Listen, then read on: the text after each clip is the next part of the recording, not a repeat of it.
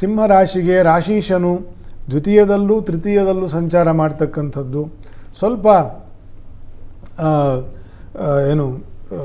ಮೇಲೆ ಹೋಗೋದು ಕೆಳಗೆ ಬರೋದು ಆ ರೀತಿಯ ತಿಂಗಳು. ವ್ಯಯದಲ್ಲಿ ಗುರು. ರಾಶೀಶನು ತೃತೀಯದಲ್ಲಿ ನೀಚನಾದಾಗ ಸ್ವಲ್ಪ ದೋಷಕರವಾಗಿರ್ತದೆ. ಕುಟುಂಬದಲ್ಲಿ ಸ್ವಲ್ಪ ಸಮಸ್ಯೆಗಳು ಬರ್ತದೆ, ಕೆಲವರಿಗೆ ಜಾಸ್ತಿ ಸಮಸ್ಯೆ ಬರಬಹುದು.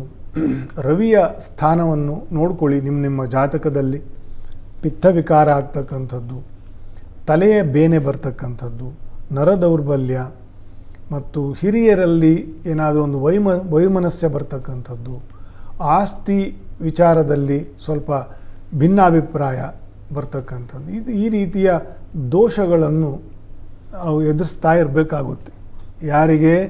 ಯಾರ್ಯಾರಿಗೆ ರವಿಯ ದೋಷ ಇರ್ತದೋ,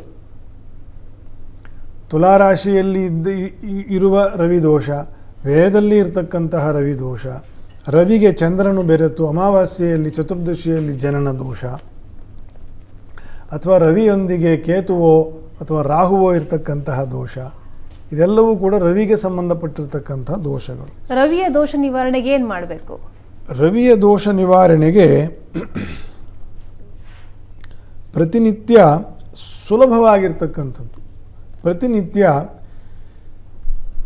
ಬೆಳಗಿನ ಸೂರ್ಯನ ಉದಯವನ್ನು ನೋಡ್ತಾ ಸೂರ್ಯನ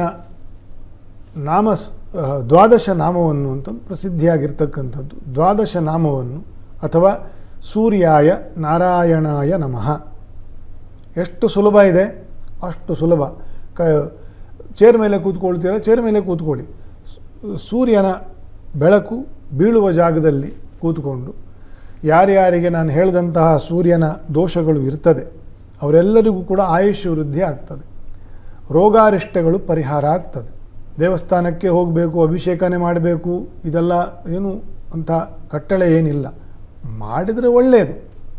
ಆದರೆ ಇರುವಲ್ಲೇ ನಮಗೆ ದೇವರ ಅನುಗ್ರಹ ಬರಬೇಕು ಅಂತಂದರೆ ನಾವು ಸೂರ್ಯಾಯ ನಾರಾಯಣಾಯ ನಮಃ ಇದನ್ನು 108 ಸತಿ ಜಪ ಮಾಡೋದು ಕೂತ್ಕೊಂಡು. ಸೂರ್ಯನ ಬೆಳಕು ಇರುವ ಕಡೆ ಸೂರ್ಯೋದಯ ಕಾಲದಲ್ಲಿ ಸುಮಾರು 6:30 7:30 7:45ವರೆಗೂ ಸೂರ್ಯೋದಯದ ಕಾಲ ಪ್ರತಿನಿತ್ಯ ಜಪ ಮಾಡಿ. 12 ದಿನದಲ್ಲಿ ನಿಮಗೆ ಯಾವುದಾದ್ರೂ ಒಂದು ಸಮಸ್ಯೆ ಪರಿಹಾರ ಆಗಿರ್ತದೆ. ನಮ್ಮ ಹತ್ರ ಒಂದು 20 ಸಮಸ್ಯೆ ಇರಬಹುದು, ಆಯಿತಾ? ಯಾವುದೋ ಒಂದು ಸಮಸ್ಯೆಗೆ 12 ದಿನದಲ್ಲಿ ಅದಕ್ಕೆ ಪರಿಹಾರ ಆಗ್ತದೆ.